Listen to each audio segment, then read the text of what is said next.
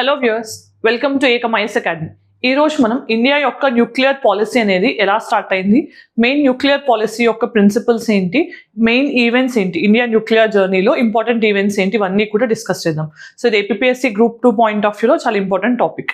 So first మనం discuss చేసేవి ఏంటి, అసలు న్యూక్లియర్ పాలసీ అంటే ఏంటి, న్యూక్లియర్ పాలసీ ఆబ్జెక్టివ్స్ ఏముంటాయి జనరల్గా, దాని తర్వాత అసలు న్యూక్లియర్ పాలసీ ఇండియాలో ఎలా ఎవాల్వ్ అవుతూ వచ్చింది 1947 ఇండిపెండెన్స్ టైం నుంచి, అండ్ మెయిన్గా మన న్యూక్లియర్ పాలసీలో కీ ప్రిన్సిపల్ ఏంటి అంటే నో ఫస్ట్ యూస్ పాలసీ, దాని గురించి వే ఫార్వర్డ్. సో ఇవన్నీ కూడా ఈ వీడియోలో డిస్కస్ చేద్దాం. సో ఇది సిలబస్ పాయింట్ ఆఫ్ వ్యూలో S and T GS paper 3 point of వ్యూలో ఇంపార్టెంట్ టాపిక్.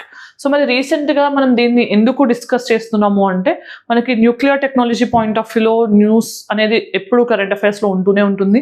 అలానే సెకండ్ ఇంపార్టెంట్ న్యూస్ ఏంటి అంటే రీసెంట్గా మనం సెకండ్ అంటే stage of nuclear programme fast breeder reactors యొక్క కోడ్ లోడింగ్ అనేది కల్పక్కంలో మన ప్రైమ్ మినిస్టర్ గారు చేయడం జరిగింది. సో ఇనాగ్రేట్ చేశారు. సో ఆ ఈవెంట్ కూడా ఈ ఇయర్లో జరిగింది కాబట్టి చాలా ఇంపార్టెంట్ ఎగ్జామినేషన్స్ పాయింట్ ఆఫ్ వ్యూలో. సో రేపటి వీడియోలో 3 స్టేజెస్ ఆఫ్ న్యూక్లియర్ ప్రోగ్రామ్ ఏంటి ఇండియాకి సంబంధించి అవి నేను కాన్సెప్ట్స్తో ఎక్స్ప్లెయిన్ చేస్తాను. సో ఆ వీడియో కూడా మీరు చూడొచ్చు. సో మీకు nuclear technology related most important topics అనేవి ఈ వీడియో అండ్ నెక్స్ట్ వీడియోలో కవర్ అవుతాయి. సో ఫస్ట్ న్యూక్లియర్ పాలసీ అంటే ఏంటి. సో పాలసీ అంటే ఏంటి, ఎప్పుడైనా కొన్ని గైడ్ లైన్స్, ప్రిన్సిపల్స్ ఏవైతే డూస్ అండ్ డోంట్స్ ఉంటాయో వాటిని మనం ఫార్ములేట్ చేసేదాన్ని పాలసీ అని అంటాం. సో న్యూక్లియర్ పాలసీ అనేది ఏం చెప్తుంది అని అంటే న్యూక్లియర్ టెక్నాలజీ ఏదైతే ఉంటుందో దాన్ని మనం ఏ విధంగా వాడుకోవచ్చు, ఏ విధంగా వాడకూడదు అని చెప్పేదే న్యూక్లియర్ పాలసీ అనమాట. సో మనం ఏదైతే న్యూక్లియర్ టెక్నాలజీ ఉందో ఆ న్యూక్లియర్ టెక్నాలజీ నుంచి మనం ఏం జనరల్గా జనరేట్ చేసుకోవచ్చు అంటే first one nuclear energy generate చేసుకోవచ్చు ఎలక్ట్రిసిటీ పర్పస్ కోసం ఆర్ పవర్ జనరేషన్కి. అలానే న్యూక్లియర్ వెపన్స్ని కూడా డెవలప్ చేయొచ్చు. సో న్యూక్లియర్ వెపన్స్ని డెవలప్ చేయొచ్చు. అలానే న్యూక్లియర్ మెడిసిన్ కానీ అగ్రికల్చర్ పాయింట్ ఆఫ్ వ్యూలో, హెల్త్ పాయింట్ ఆఫ్ వ్యూలో అలా కూడా దీన్ని అప్లికేషన్స్ అనేవి ఉంటాయి. రేడియో ఐసోటోప్స్ని యూస్ చేస్తాం జనరల్గా. సో ఇవన్నీ కూడా అప్లికేషన్స్ ఆఫ్ న్యూక్లియర్ టెక్నాలజీ. మరి ఈ అప్లికేషన్స్లో ఏది పీస్ఫుల్ యూస్, న్యూక్లియర్ ఎనర్జీ అనేది పీస్ఫుల్ యూస్. సో ఇది ఎందుకు ఇంపార్టెంట్ అంటే సో మనకి ఇప్పుడు రీసెంట్ టైమ్స్లో క్లైమేట్ చేంజ్ పాయింట్ ఆఫ్ వ్యూలో కానీ గ్లోబల్ వార్మింగ్ పాయింట్ ఆఫ్ వ్యూలో చూస్తే కనుక మనకి క్లీన్ ఎనర్జీ అనేది చాలా ఇంపార్టెంట్ అవుతుంది. సో ఇంపార్టెంట్ అనేది మనకి క్లీన్ ఎనర్జీ మాత్రమే కాదు, సస్టైనబుల్ ఎనర్జీ కూడా ఉండాలి. సో ఎనర్జీ మనం ఏదైతే తయారు చేసుకుంటున్నామో అది క్లీన్గా ఉండాలి, సస్టైనబుల్గా ఉండాలి. అలాంటి 2 కాంబినేషన్స్లో మనకు ఉండేదే nuclear energy. So nuclear energy అనేది మనకి ఎలా అంటే almost 10,000 kgs of coal generate చేసే ఎనర్జీ అనే దాని నుంచి ఎంత వస్తుందో ఎంత ఎనర్జీ జనరేషన్ అనేది 1 గ్రామ్ ఆఫ్ న్యూక్లియర్ ఎనర్జీ నుంచి వస్తుంది అనమాట. అంటే 10 kgs ఆఫ్ కోల్ని బర్న్ చేస్తే మనకి ఎంత ఎనర్జీ ప్రొడ్యూస్ అవుతుందో సేమ్ ఎనర్జీ ఎక్కడి నుంచి వస్తుంది, 1 గ్రామ్ ఆఫ్ న్యూక్లియర్ ఫ్యూయల్ నుంచి కూడా వస్తుంది. అందుకని ఏంటి తక్కువ ప్రపోర్షన్లో అయినా కూడా మాసివ్ ఎనర్జీ రిలీజ్ అవుతుంది. అది క్లీన్ ఎనర్జీ అండ్ సస్టైనబుల్ కాబట్టి న్యూక్లియర్ ఎనర్జీ అనేది ఇప్పుడు చాలా మెయిన్ ఇంట్రెస్టింగ్ ఆప్షన్ అనమాట మనకి సస్టైనబుల్ డెవలప్మెంట్ పాయింట్ ఆఫ్ వ్యూలో. మరి న్యూక్లియర్ వెపన్స్ అంటే ఏంటి, సో మనం ఎప్పుడైతే న్యూక్లియర్ ఫ్యూయల్ని ఎక్కువ ఎన్రిచ్ చేస్తామో దాన్ని న్యూక్లియర్ వెపన్స్ జనరేషన్ చేయడానికి యూస్ చేయొచ్చు. So for example fission process ద్వారా అటామిక్ బాంబ్స్ చేయొచ్చు, ఫ్యూజన్ ద్వారా హైడ్రోజన్ బాంబ్స్ని తయారు చేయొచ్చు. సో అవేంటి వెపన్స్ ఆఫ్ మాస్ డిస్ట్రక్షన్ అనమాట, లార్జ్ స్కేల్ డిస్ట్రక్షన్ కాజ్ చేయడానికి కారణం అవుతాయి. నెక్స్ట్ ఏంటి మనకి మెడిసిన్ పాయింట్ ఆఫ్ వ్యూలో కూడా మనం రేడియో ఐసోటోప్స్ని యూస్ చేయొచ్చు health and medicine point of వ్యూలో. సో ఇవన్నీ కూడా అప్లికేషన్ అంటే న్యూక్లియర్ పాలసీ అనేది పాలసీ గైడ్ లైన్స్, ప్రిన్సిపల్స్ ఎలా అయితే సేఫ్గా మనం యూస్ చేయొచ్చు అని చెప్పేవే న్యూక్లియర్ పాలసీ యొక్క మెయిన్ ప్రిన్సిపల్స్. సో ఇండియా కూడా పీస్ఫుల్ యూజెస్ ఆఫ్ న్యూక్లియర్ ఎనర్జీని ప్రమోట్ చేయాలని చెప్పేది న్యూక్లియర్ పాలసీ అనమాట, రైట్. సో అసలు ఎవల్యూషన్ అనేది ఎలా వచ్చిందనే తెలుసుకుందాం. సో ఎవల్యూషన్ పాయింట్ ఆఫ్ వ్యూలో ఫస్ట్ మనం తెలుసుకోవాల్సింది ఏంటి, అసలు ఇండియాలో ఎప్పుడు పాసివ్గా స్టార్ట్ అయింది అంటే యాక్టివ్ ఫేస్ వేరు, పాసివ్ ఫేస్ వేరు. మనకి ఈ 1940sలో మనకి father of nuclear research in India ఎవరినంట, హోమ్జీ బాబా. ఓకే, సో హోమ్జీ బాబా మనకి ఈ రీసెర్చ్ అనేది 1940sలో స్టార్ట్ చేశారు. తర్వాత 1945లో ఏమైంది మనకి TIFR అనమాట, right, Tata institute of fundamental research అనే ఒక రీసెర్చ్ ఇన్స్టిట్యూషన్ మనం ఎస్టాబ్లిష్ చేసుకున్నాం. దేనికోసం, న్యూక్లియర్ ఎనర్జీలో రీసెర్చ్ అనే దాన్ని ప్రమోట్ చేయడానికి, రైట్. సో నెక్స్ట్ 1948లో ఏం చేసాం మనం, అటామిక్ ఎనర్జీ కమిషన్ అనే దాన్ని క్రియేట్ చేసుకోవడం జరిగింది. మరి అటామిక్ ఎనర్జీ కమిషన్ అనేది ఎందుకు ఎస్టాబ్లిష్ చేసుకున్నాము అంటే ఫార్ములేషన్ ఆఫ్ పాలసీస్ కానీ ఇంప్లిమెంటేషన్ ఆఫ్ పాలసీస్కి కానీ ఇది హెల్ప్ అవుతుంది అని అటామిక్ ఎనర్జీ కమిషన్ని క్రియేట్ చేసుకోవడం జరిగింది. మరి తర్వాత 1951లో మనం ఏం చేసాము అని అంటే సో మనం 1951లో ఫస్ట్ టైం యురేనియం రిజర్వ్స్ని కనుగొన్నాం. సో యురేనియం రిజర్వ్స్ అనేవి చాలా ఇంపార్టెంట్ కదా మనకి న్యూక్లియర్ ఎనర్జీ జనరేషన్లో. సో అవి ఎక్కడ కనుక్కున్నారు అని అంటే సింగ్బుమ్, జార్ఖండ్లో ఉన్న సింగ్భూమ్లో మనకి ఫస్ట్ యురేనియం రిజర్వ్స్ని కనుగొన్నారు. మరి ఎవరు కనుగొన్నారు అని అంటే Geological Survey of India, GSI, Geological Survey of India first time mine exploration చేసి యురేనియం రిజర్వ్స్ని సింగ్భూమ్ డిస్ట్రిక్ట్ ఆఫ్ మన జార్ఖండ్, ప్రెసెంట్ డే జార్ఖండ్, ఆ టైంలో అది పార్ట్ ఆఫ్ బీహార్. సో అక్కడ దీన్ని ఎక్స్కవేట్ చేయడం జరిగింది. ఇది ఎంత డెవలప్మెంట్ అనమాట.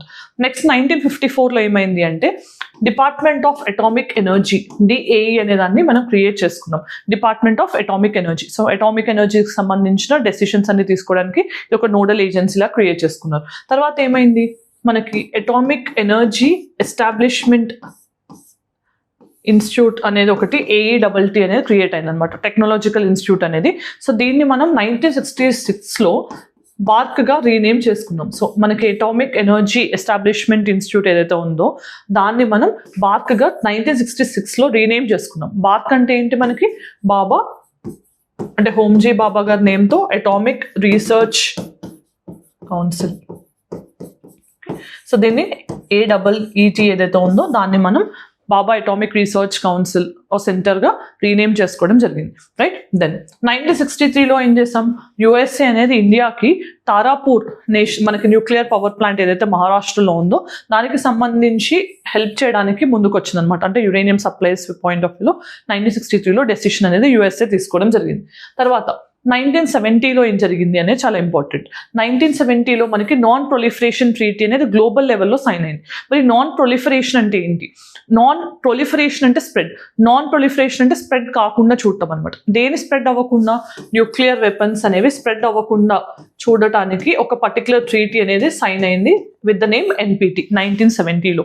మరి దీంట్లో మెయిన్ ప్రొవిజన్స్ ఏంటి అంటే న్యూక్లియర్ వెపన్స్ స్ప్రెడ్ అనేది జరగకూడదు, రైట్. అక్కడ వరకు బాగానే ఉంది. కానీ ఈ ట్రీటీ ఏం చెప్తుంది అని అంటే ఓన్లీ 5 కంట్రీస్, P5 కంట్రీస్ ఏవైతే ఉన్నాయో లైక్ US కానీ, Russia, China, UK, France. So ఈ 5 కంట్రీస్ అప్పటికే న్యూక్లియర్ వెపన్స్ని కలిగి ఉన్నాయి, రైట్. సో వీళ్ళందరూ కూడా డిఫరెంట్ ఫేజెస్లో న్యూక్లియర్ వెపన్స్ని టెస్ట్ చేశారు, కలిగి ఉన్నారు. సో వీళ్ళని న్యూక్లియర్ వెపన్ స్టేట్స్గా రికగ్నైజ్ చేస్తూ వీళ్ళు న్యూక్లియర్ వెపన్స్ని కలిగి ఉండటాన్ని ఎలో చేసింది.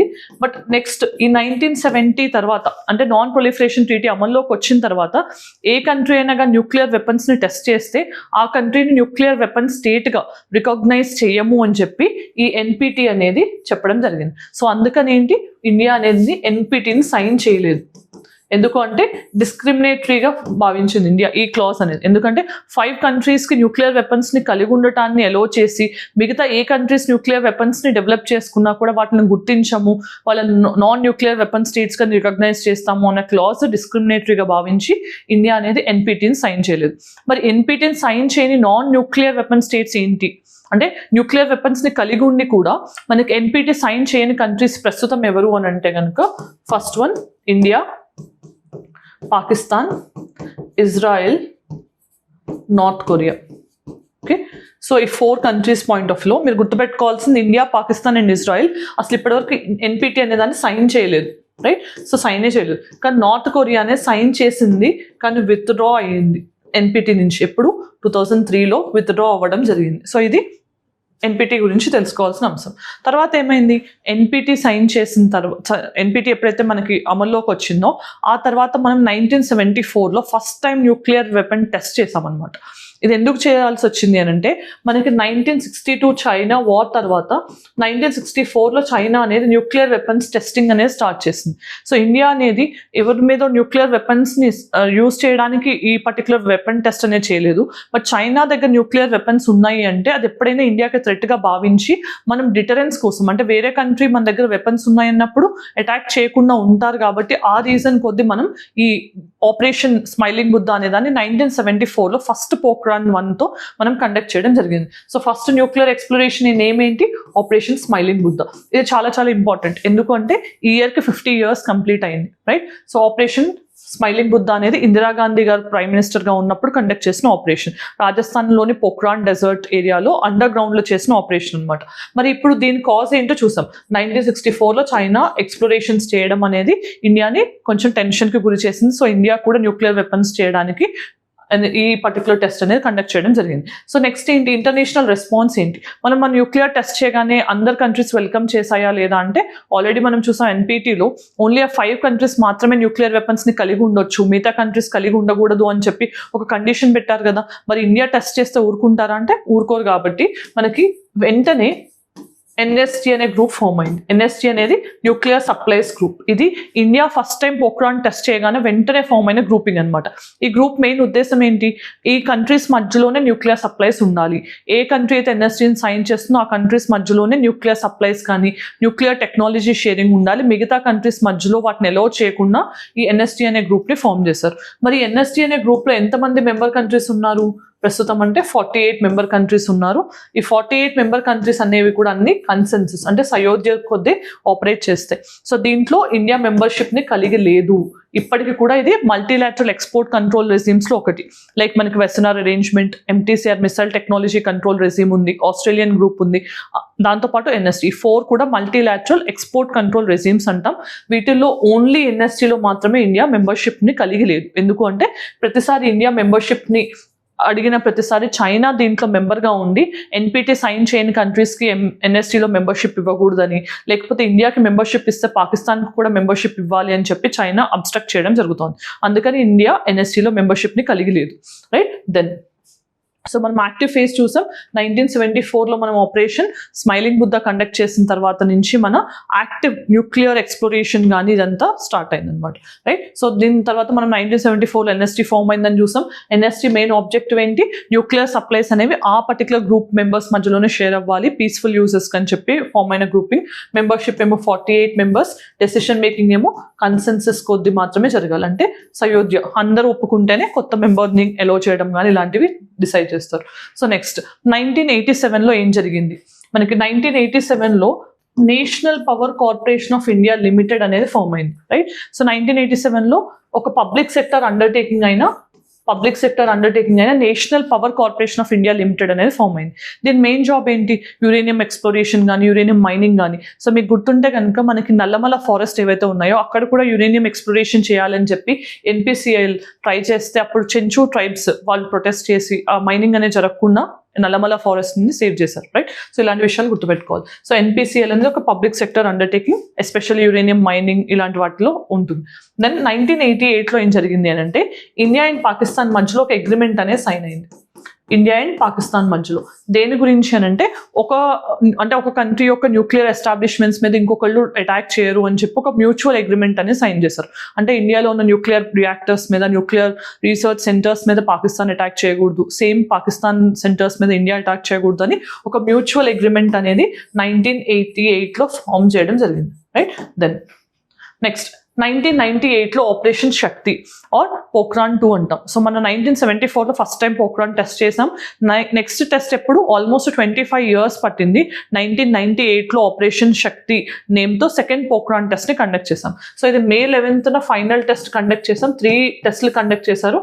సో ఈ May 11th మనం నేషనల్ టెక్నాలజీ డేగా కూడా సెలబ్రేట్ చేసుకుంటున్నాం. రైట్. సో దీన్ని కండక్ట్ చేసినప్పుడు ప్రైమ్ మినిస్టర్ ఎవరు, అటల్ బిహారీ వాజ్పేయి. దీంట్లోనే మనకి అబ్దుల్ కలాం గారు కూడా మెయిన్ రోల్ ప్లే చేయడం జరిగింది. రైట్. సో తర్వాత మనకి 2003 టైంలో స్ట్రాటజిక్ ఫోర్సెస్ కమాండ్ అనేది ఎస్టాబ్లిష్ చేశారు. మరి స్ట్రాటజిక్ ఫోర్సెస్ కమాండ్ అంటే ఏంటి, ఇది ఒక ట్రై సర్వీస్ కమాండ్ అనమాట. అంటే ఆర్మీ, నేవీ, ఎయిర్ ఫోర్స్ వాళ్ళు అందరూ పార్టిసిపేట్ చేసే కమాండ్. సో న్యూక్లియర్ వెపన్స్ ని యూజ్ చేసేటప్పుడు కానీ ఒక డెసిషన్ తీసుకోవాల్సినప్పుడు అందరు కలిపి ఉండి డెసిషన్ తీసుకోవడానికి ఒక వీలుగా దీన్ని క్రియేట్ చేయడం జరిగింది. సో 2003లో. నెక్స్ట్ 2003లో మనం న్యూక్లియర్ పాలసీ కూడా ఇచ్చాం. సో 1998లో మనం సెకండ్ పోఖ్రాన్ టెస్ట్ చేసాం కదా, అప్పుడు ఆల్మోస్ట్ ఫస్ట్ టెస్ట్ చేసేటప్పటికి ఏ కంట్రీకి మన మీద అనుమానం లేదు. బట్ అనుకోకుండా మనం ఇండియా న్యూక్లియర్ టెస్ట్ కండక్ట్ చేయడం అనేది మొత్తం ప్రపంచాన్ని కలవరపరిచింది. 1998లో మనం కండక్ట్ చేస్తామనే సస్పిషన్తో యుఎస్ కానీ వీళ్ళందరూ కూడా స్పై చేయడం స్టార్ట్ చేశారు. సో ఈ సెకండ్ పోఖ్రాన్ టెస్ట్ ఏదైతే ఉందో అది 1991లోనే జరగాల్సి ఉంది పివి నరసింహారావు గారి ఆధ్వర్యంలో. కానీ అది యుఎస్ ఏజెన్సీస్ ఎవరైతే ఉన్నారో, సెంట్రల్ ఇన్వెస్టిగేషన్ ఏజెన్సీ, వాళ్ళందరూ కూడా స్పై చేసి దాన్ని ముందుగానే పసిగట్టి ఇన్ఫర్మేషన్ ఇండియా నుంచి అడిగారు. సో ఏదో మూమెంట్ కనిపిస్తుంది, నెక్స్ట్ టెస్ట్ చేస్తున్నారు అనే అనుమానంతో వాళ్ళు మనని కన్సల్ట్ అయ్యేసరికి ఆ decision to conduct nuclear test అనేది పోస్ట్ పోన్ చేసి ఫైనల్గా 1998లో సెకండ్ పోఖ్రాన్ టెస్ట్ కండక్ట్ చేసాం అనమాట, రైట్. సో ఆ తర్వాత ఏమైంది, మళ్ళీ పోఖ్రాన్ టెస్ట్ చేసాం కాబట్టి అన్ని కంట్రీస్ మన మీద శాంక్షన్స్ ఇంపోజ్ చేశాయి, ఆంక్షలు విధించాయి. సో దాన్ని మనం కొంచెం స్పెసిఫై చేసుకోవడానికి మన న్యూక్లియర్ డాక్ట్రిన్ అనే దాన్ని అనౌన్స్ చేసాం. ఎప్పుడు 2003లో ఇండియా న్యూక్లియర్ డాక్ట్రిన్ అనేది, అంటే మనం ఏం చేస్తాము ఏం చేయము అని చెప్పి కొన్ని ప్రిన్సిపల్స్ ఇస్తూనే న్యూక్లియర్ కమాండ్ అథారిటీ అనే దాన్ని క్రియేట్ చేశారు. మరి న్యూక్లియర్ కమాండ్ అథారిటీని ఎవరు చైర్ చేస్తారు అంటే జనరల్గా ప్రైమ్ మినిస్టర్ ఎవరైతే ఉన్నారో వాళ్ళు దీన్ని చైర్ చేస్తారు. మరి న్యూక్లియర్ కమాండ్ అథారిటీ ఏం చేస్తుంది, మన మీద ఎప్పుడైనా న్యూక్లియర్ వెపన్స్తో అటాక్ చేస్తే మనం సెకండ్ స్ట్రైక్లో మనం న్యూక్లియర్ వెపన్స్ని యూజ్ చేయాలా లేదా, అలాంటి వాటిని ఆమోదించడానికి ఉన్న పొలిటికల్ అథారిటీ ఎవరు అంటే న్యూక్లియర్ కమాండ్ అథారిటీ. ఈ రెండింటిని కూడా 2003లో ఎస్టాబ్లిష్ చేసుకున్నాం. మరి న్యూక్లియర్ పాలసీ యొక్క కీ ప్రిన్సిపల్స్ ఏంటి అనేది తెలుసుకోవాలి. సో ఫస్ట్ ప్రిన్సిపల్ ఏంటి, credible minimum deterrence. Credible minimum deterrence అంటే ఏంటి, సో మనం న్యూక్లియర్ వెపన్స్ అనేది ఏ కంట్రీని అటాక్ చేయడానికో కాదు, వేరే కంట్రీ మన అటాక్ చేయకుండా దాన్ని ఆపడానికి కావాలని మనం చేసుకున్న న్యూక్లియర్ టెస్టే పోఖ్రాన్ అని చెప్పి క్రెడిబుల్ మినిమం డిటరెన్స్ అనే దాన్ని మనం అనౌన్స్ చేసాం. తర్వాత మెయిన్ ప్రిన్సిపల్ ఏంటి, నో ఫస్ట్ యూస్ పాలసీ. అంటే మనం ఏ కంట్రీ మీద కూడా న్యూక్లియర్ వెపన్స్ని ఫస్ట్ టైం మనం యూజ్ చేయము, వేరే కంట్రీ మన అటాక్ చేస్తేనే మనం రిటాలియేషన్కి న్యూక్లియర్ వెపన్స్ని యూజ్ చేస్తాం. సో థర్డ్ ఏంటి, మాసివ్ రిటాలియేషన్. సో మన మీదకి న్యూక్లియర్ వెపన్స్ని యూజ్ చేస్తే కనుక ఆ కంట్రీ మీదకి మనం రిటాలియేట్ అంటే బదులు చెప్తాం ఖచ్చితంగా. తర్వాత నాన్ న్యూక్లియర్ వెపన్ స్టేట్స్ ఎవరైతే ఉంటారో, అంటే వాళ్ళకి ఎవరికైతే న్యూక్లియర్ వెపన్స్ లేవో వాళ్ళ మీదకి మనం ఎప్పుడూ కూడా న్యూక్లియర్ వెపన్స్ని యూజ్ చేయమన్నమాట. సో వీళ్ళ మీదకి న్యూక్లియర్ వెపన్స్ని యూజ్ చేయరు. దెన్ ఫైనల్లీ ఫిఫ్త్ వన్ ఏంటి, ఈ న్యూక్లియర్ కమాండ్ అథారిటీ ఏదైతే ఉందో వాళ్ళు ఆథరైజేషన్ ఇవ్వాలి. న్యూక్లియర్ వెపన్స్ యూజ్ చేయాలా లేదా అనేది ఎవరు ఆథరైజ్ చేస్తారు, న్యూక్లియర్ కమాండ్ అథారిటీ. సో ఇలా 5 ప్రిన్సిపల్స్తో మనం న్యూక్లియర్ డాక్ట్రిన్ అనేది ఇవ్వడం జరిగింది, రైట్. అది 2003లో. దెన్ నెక్స్ట్ 2008లో ఏంటి అంటే major milestone, India US రిలేషన్షిప్స్ని షేప్ చేసింది కూడా ఏంటి అంటే 2008లో ఇండియా యుఎస్ మధ్యలో సివిల్ న్యూక్లియర్ అగ్రిమెంట్. అప్పటి వరకు కూడా యుఎస్ అనేది ఓన్లీ ఎన్పిటి సైన్ చేసిన కంట్రీస్కి మాత్రమే న్యూక్లియర్ టెక్నాలజీని కానీ న్యూక్లియర్ సప్లైస్ని కానీ ఇస్తూ వచ్చింది. బట్ ఫస్ట్ టైం ఒక నాన్ ఎన్పిటి మెంబర్ కంట్రీకి యుఎస్ అనేది న్యూక్లియర్ సప్లైస్ సైన్ చేయడానికి ఒక అగ్రిమెంట్ సైన్ చేసింది అని అంటే అది ఇండియాతోనే. ఇది మన మీద ఉన్న నమ్మకం ఏంటంటే మనం ఫస్ట్ ఇచ్చిన న్యూక్లియర్ డాక్ట్రిన్ ఏదైతే ఉందో దాన్ని అప్పటి వరకు మనం అడ్హర్ చేస్తూనే వచ్చాం, ఎప్పుడు దాన్ని దాటి మనం ప్రవర్తించలేదు కాబట్టి దానికి అనుగుణంగా యుఎస్ మనకి డీల్ అనేది సైన్ చేయడం జరిగింది. సో ఇది ఫస్ట్ టైం మనం సైన్ చేసిన అగ్రిమెంట్ అనమాట, మేజర్ ల్యాండ్ మార్క్ అగ్రిమెంట్. ఇది మన్మోహన్ సింగ్ గారి ఆధ్వర్యంలోనే జరిగింది, Obama garu and Manmohan Singh, right. Then 2009లో మనం ఐఎన్ఎస్ అరిహంత్. ఐఎన్ఎస్ అరిహంత్ ఏంటి, India's indigenous nuclear submarine, ballistic nuclear submarine. So మనం దీన్ని న్యూక్లియర్ ఎనర్జీ ద్వారా దీన్ని పవర్ చేస్తున్నాం. దీని నుంచి ballistic missiles with nuclear war హెడ్ని మనం యూజ్ చేయొచ్చు అనమాట. ఇక్కడ మన బాలిస్టిక్ మిసైల్స్ని ఏం డిప్లాయ్ చేస్తాం మనం జనరల్గా, K4 సాగరిక, K15 సాగరిక అనే మిసైల్స్ని డెవలప్ చేస్తాం. ఇవి బాలిస్టిక్ న్యూక్లియర్ వార్ హెడ్స్ని క్యారీ చేసే మిసైల్స్ అనమాట. మరి K4 సాగరిక ఏమో 3500 kilometre range and K15 Sagarika ఏమో 700 కిలోమీటర్ రేంజ్ని కలిగి ఉంటాయి. సో ఇవి మనం ఇండిజినస్గా డెవలప్ చేసుకున్నాం 2009లో. మరి 2016లో ఏమైంది, civil nuclear agreement with Japan. So US sign చేసిన తర్వాత అన్ని కంట్రీస్ కూడా ఇండియా మీద నమ్మకంతో ముందుకు వచ్చాయి న్యూక్లియర్ సప్లై విషయంలో కానీ న్యూక్లియర్ టెక్నాలజీ విషయంలో మనకు హెల్ప్ చేయడానికి. అలా 2016లో కూడా అగ్రిమెంట్ సైన్ చేశాం. తర్వాత 2016లో ఇండియా న్యూక్లియర్ ట్రయడ్ కంప్లీట్ చేసింది. మరి న్యూక్లియర్ ట్రయడ్ అంటే ఏంటి, ట్రయడ్ అంటే మనం ఎప్పుడైతే కనుక ల్యాండ్ నుంచి, సీ నుంచి అండ్ ఎయిర్ నుంచి న్యూక్లియర్ క్యాపబుల్ వెపన్స్ని మనం లాంచ్ చేయగలుగుతామో దాన్ని న్యూక్లియర్ ట్రయడ్ అంటాం. ఫర్ ఎగ్జాంపుల్ ల్యాండ్ నుంచి మనం ఏం లాంచ్ చేయొచ్చు, అగ్ని, పృథ్వీ, ఈ రెండు కూడా ballistic missiles with nuclear warhead capability. Then sea నుంచి ఏంటి, ఇప్పుడే మనం డిస్కస్ చేసినట్టు ఐఎన్ఎస్ అరిహంత్. ఐఎన్ఎస్ అరిహంత్ అనేది న్యూక్లియర్ సబ్మరైన్ అనుకున్నాం కదా, సీ నుంచి. అండ్ ఎయిర్ నుంచి ఏంటి, మనం జనరల్గా సుకోయిస్ కానీ ఇలాంటి ఫైటర్ జెట్స్ ఏవైతే ఉన్నాయో మిగ్, వీటి నుంచి కూడా మనం ఫైర్ చేయొచ్చు అనమాట. బ్రహ్మోస్ కూడా, ఇవన్నీ కూడా ఎయిర్ బేస్డ్ అనమాట. ఇట్లా ల్యాండ్, సీ అండ్ ఎయిర్ మూడింటి నుంచి మనం న్యూక్లియర్ మిసైల్స్ని కానీ వార్ హెడ్స్ని ఎప్పుడైతే లాంచ్ చేస్తామో దాన్ని న్యూక్లియర్ ట్రయడ్ అంటాం. ఈ ఐఎన్ఎస్ అరిహంత్ 2016లో కమిషన్ అయిన తర్వాత మనం న్యూక్లియర్ ట్రయడ్ అనేది కంప్లీట్ అయింది. సో ఇందాక మనం చూసింది 2009లో అది లాంచ్ అయింది. లాంచ్ అవ్వడం వేరు, కమిషన్ అవ్వడం వేరు. లాంచ్ తర్వాత టెస్ట్ ట్రయల్స్ అన్ని చేసిన తర్వాత ఫైనల్గా నావీ ఎప్పుడైతే యూస్కి దాన్ని తీసుకుంటుందో దాన్ని కమిషనింగ్ అంటాం. సో ఈ కమిషనింగ్ ఆఫ్ ఐఎన్ఎస్ అరిహంత్ ఎప్పుడు జరిగింది? 2016లో జరిగింది. మరి ఐఎన్ఎస్ అరిహంత్ తర్వాత మనం డెవలప్ చేసుకున్న నెక్స్ట్ న్యూక్లియర్ క్యాపబుల్ సబ్మెరైన్ ఏంటి? ఐఎన్ఎస్ అరిగాట్. దాని తర్వాత అరిదమాన్. సో ఇప్పుడు 4th వన్ ఏంటి? S4 star. దానికి ఇంకా నేమ్ ఇవ్వలేదు, S4 స్టార్. ఇట్లా మనకి 4 series of indigenous nuclear submarines మనం వాడుతున్నాం. అంతకుముందు రష్యా నుంచి లీజ్కి తీసుకున్న ఐఎన్ఎస్ చక్రాన్ని వాడేవాళ్ళం. సో ఇవి గుర్తుపెట్టుకోవాలి, రైట్? దెన్ ప్రాక్టీస్ క్వశ్చన్ ఏంటో చూద్దాం. What are the consequences of a country becoming member of NST? ఎన్ఎస్టీలో మెంబర్షిప్ కలిగి ఉంటే కనుక మనకి ఎలాంటి బెనిఫిట్స్ అనేవి ఉంటాయి అనేది ఆప్షన్స్ చదివి ఐడెంటిఫై చేసి కరెక్ట్ ఆన్సర్ మీ కామెంట్ సెక్షన్లో చెప్పండి. Then mains question, critically examine the relevance of India's no first use nuclear policy in the context of evolving regional and global security dynamics. So ఈ answer చేయడానికి try చేయండి. మరి ఈరోజు మనం ఈ పర్టికులర్ వీడియోలో ఏం డిస్కస్ చేస్తాం? ఇండియాస్ యొక్క న్యూక్లియర్ పాలసీ అనేది ఎలా ఎవాల్వ్ అవుతూ వచ్చింది, ఇండియాస్ న్యూక్లియర్ డాక్ట్రిన్ ఏం చెప్తోంది, నో ఫస్ట్ యూస్ పాలసీ అంటే ఏంటి, న్యూక్లియర్ ట్రయడ్ అంటే ఏంటి, ఇవన్నీ కూడా క్రొనాలజికల్ ఆర్డర్లో మనం డిస్కస్ చేయడం జరిగింది. ఈ వీడియో మీకు హెల్ప్ అయితే కనుక మీ ఒపీనియన్ కామెంట్ సెక్షన్లో చెప్పండి. Thanks for watching. All the very best.